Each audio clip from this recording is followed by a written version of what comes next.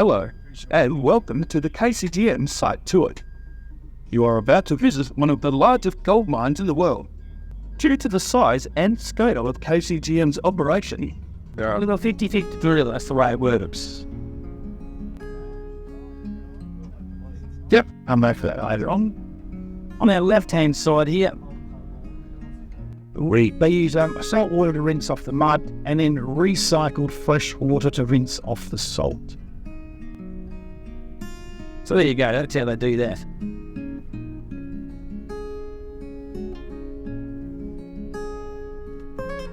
So they've got different hoses all around, situated all around the mine and machine there. And as they will get right up underneath it, as you can see there, they'll give everything a good wash over. I'm going to bring you down into the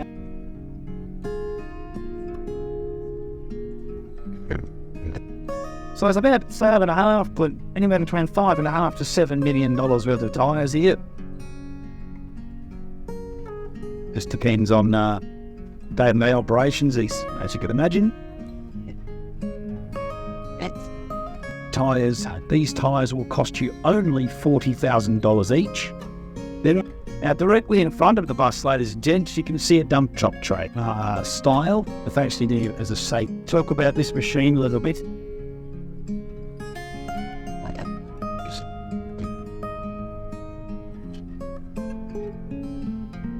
Alright. So, as I said, long tracks on the left-hand side there. For one of the diggers, they will be recycled eventually. This is a bucket for the digger. This is going to be having a bit of repair work. One of these will cost you only $1.5 million. And there's one of those on view at the free public viewing area, so you can get up into it and have a bit of a look.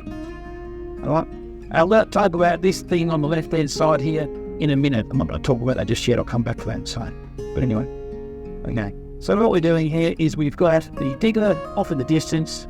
You go a little bit of left hand down, a little bit of left hand down, and we're waiting for the signal. These are delivered separately. So they break them down into smaller parts. They're too large to be transported fully. This truck is probably going to do a U-turn in front of us, reverse and lift its tray, I think. Wait and see. This is my old crew, actually, D crew working today, so this driver might know me, might not know me, I don't know. Alright, here we go, yep. And what that's going to do is it's going to shake any tray, it's going to shake its tray, any rocks that are stuck in the tray will be shaken out. That means that when it goes into the workshop, they know it's empty. There's no rocks hanging on.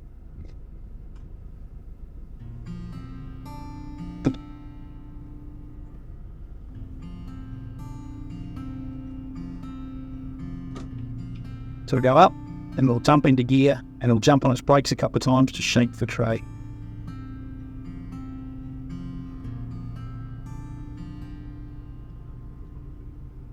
Oh yeah. A couple of wheelbarrow loads falling out there. So they're in the gear, but break off and I missed a step.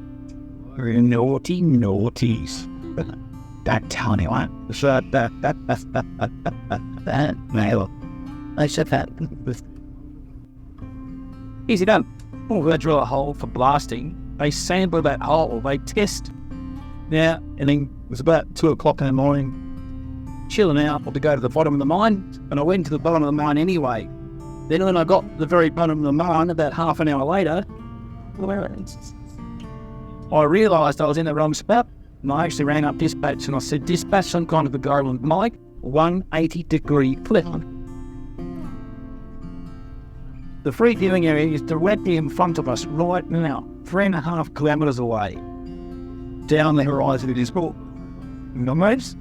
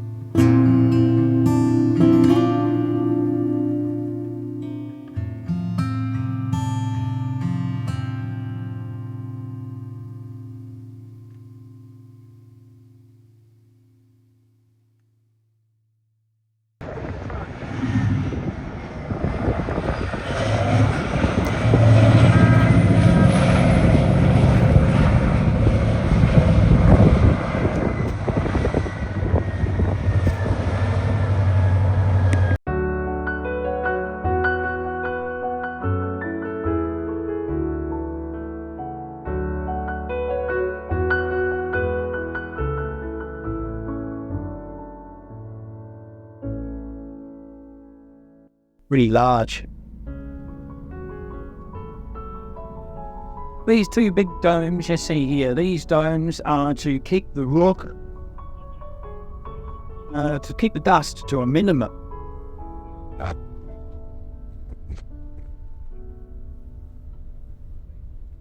Oilless rock you see on the left-hand side, and underneath this domes is high-grade gold-bearing rock. There are lots and lots of trucks moving all the time, so it's economy of scale.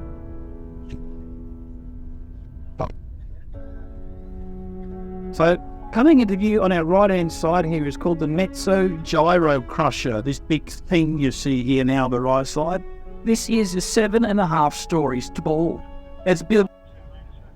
It'll give you some videos and stuff on how this machine works. Okay. Underneath conveyor belt, when it hits that magnet, the magnet will flick off the bits of steel into the pink dump bin you see on the bottom there where it says, that's the mantle effectively. You follow? So there you go. That's how they crush the rocks.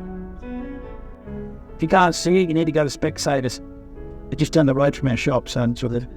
Go. So inside that drum there, ladies and gents, they have 1,758 tonnes of rock every hour. So as the rock is fed in and it grinds in, it'll come out. They have 20 tonnes of steel balls rolling around inside that drum, and as the drum rolls around with the steel balls and the rock, the steel balls act like big hammers and smash the rock as it rolls around. No worries.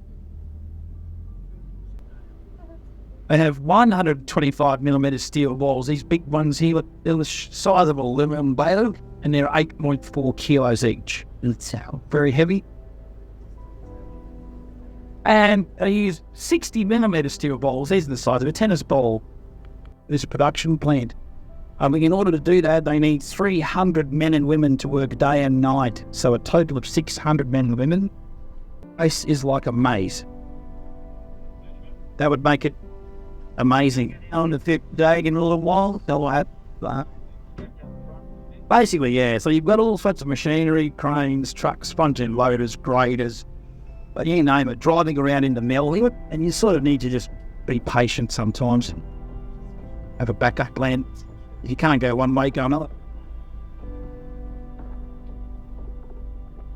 So when you say they're going to build your plan, they need to use it. A lot of well onto that, yep. So if you look over your left shoulder, ladies and gents, you'll see 3 big round spinny thingies. There's 3 of them. You've got the big bowls, the medium bowls, and the small bowls. So the rock is fed from one to the next to the next. The rock goes into the first ball mill, the size of half your head, or about 15 centimetres. When it comes out, the 3rd round spinny thingy, it's like sand. No worries. What happens is, at this particular point in time, ladies and gents, the mine site will do what they call gravity separation. They spin the mud in a centrifuge, and that separates any gold from the rock because the gold is the heaviest particle, so they spin it to separate the gold. Now, this is just a little bit of gold. They still have a fair bit left over, so they need to do the next little stage of production, which employs a massive industrial-sized chemistry set. All right, so here we go. We've got a massive bobcat. And so tiny, doesn't it?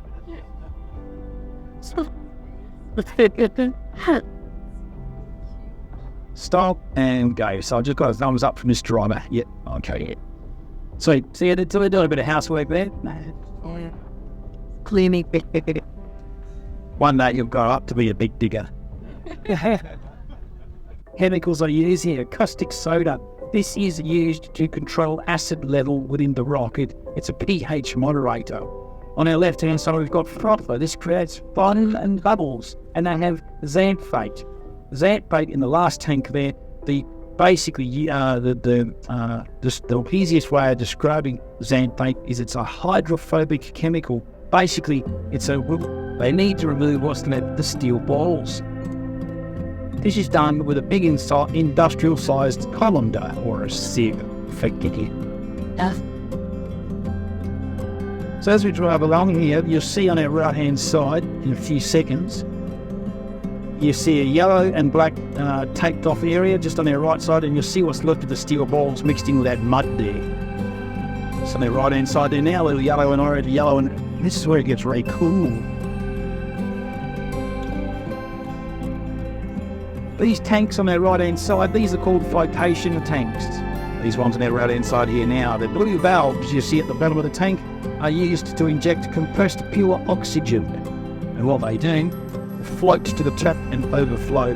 For the record, ladies and gents, these tanks on the right hand side here are 65 metres tall, and they are just huge tanks of foaming mud.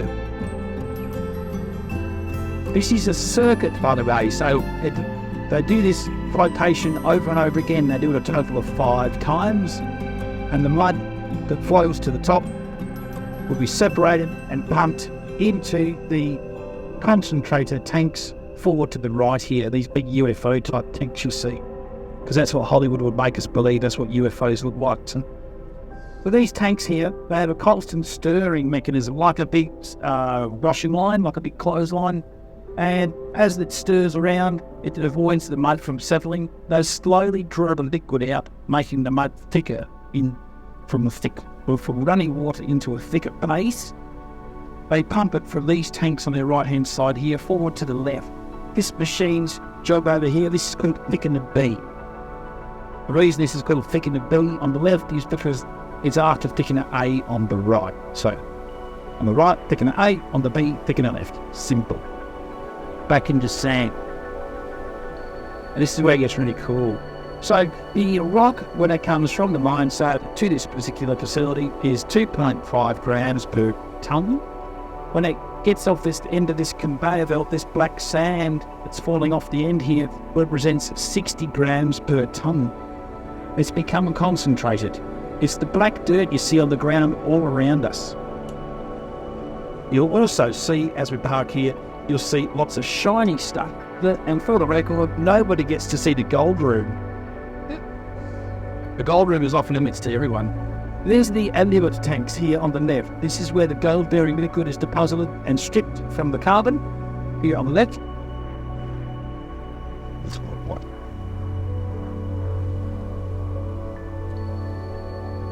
No, there's a crunny, the right I want to go, don't it? So, just forward to the left, you can see what's left of a steel staircase over there. That's what they put the molds on, okay? And that's the gold room over there. So when you go into the gold room, ladies and gents, you are hit wire fence. It's rather ironic here.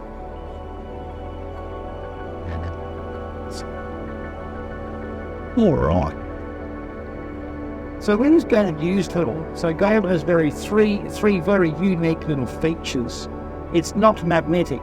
It can't be magnetized or attracted by a magnet, right? So there you go. Magnets have no effect on gold whatsoever. It is not corrosive, so it never ever rusts.